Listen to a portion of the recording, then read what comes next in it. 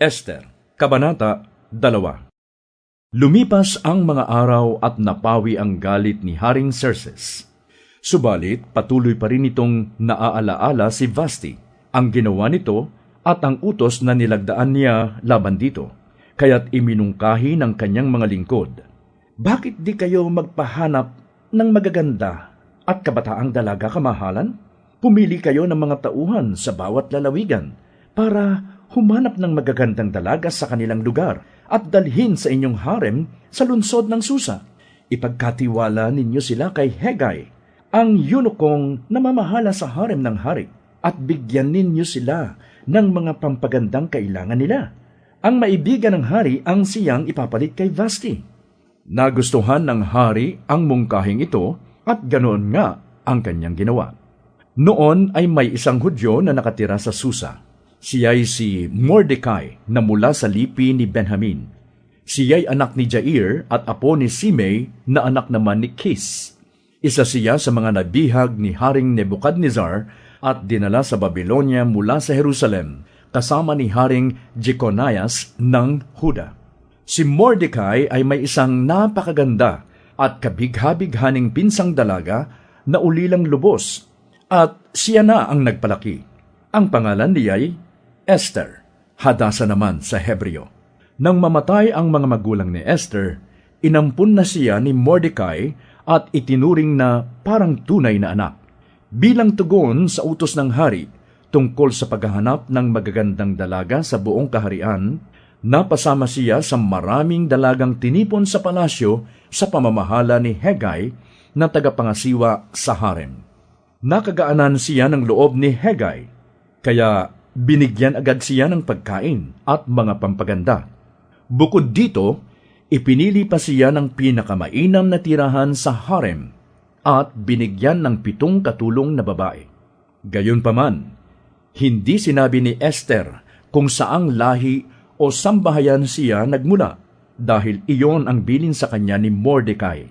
Araw-araw naman, nagpupunta si Mordecai sa bulwagan ng harem upang alamin ang kalagayan ni Esther. Bilang tuntunin, 1 taon munang pagagandahin ang mga babae.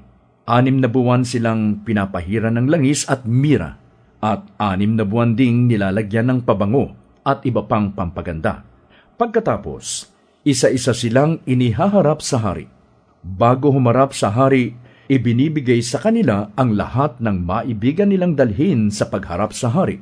Bawat isa ay pumupunta sa hari sa gabi at kinabukas ay dinadala sa isa pang harem nito na pinapamahalaan naman ng yunukong si Saasgaz. Sino mang pumunta sa hari ay hindi nakababalik sa palasyo kung hindi siya ipapatawag nito, lalo na kung hindi nasiyahan sa kanya ang hari. Dumating ang araw na haharap na sa hari si Esther. Si Esther ay anak ni Abihail na tiyuhin naman ni Mordecai. Wala siyang hiniling maliban sa sinabi sa kanya ni Hegai.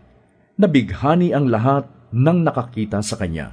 Noon ay ang 10 buwan ng 7 taon ng paghahari ni Xerxes. Lubos na nabighani ang hari kay Esther at inibig niya ito ng higit sa ibang babae.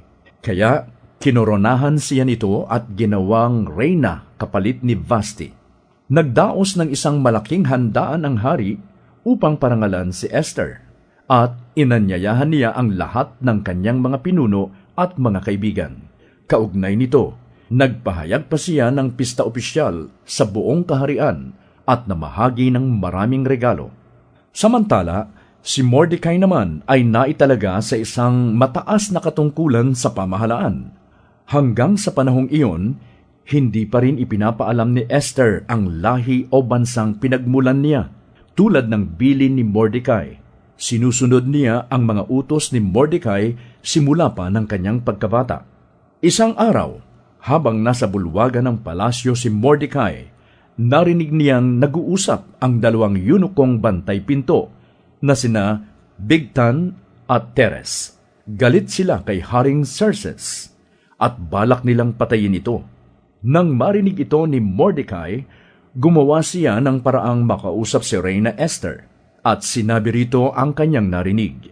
Sinabi naman ito ni Esther sa hari, pati ang tungkol kay Mordecai. Pinaimbestigahan ito ng hari at napatunayang totoo. Kaya ipinabitay sina Bigtan at Teres.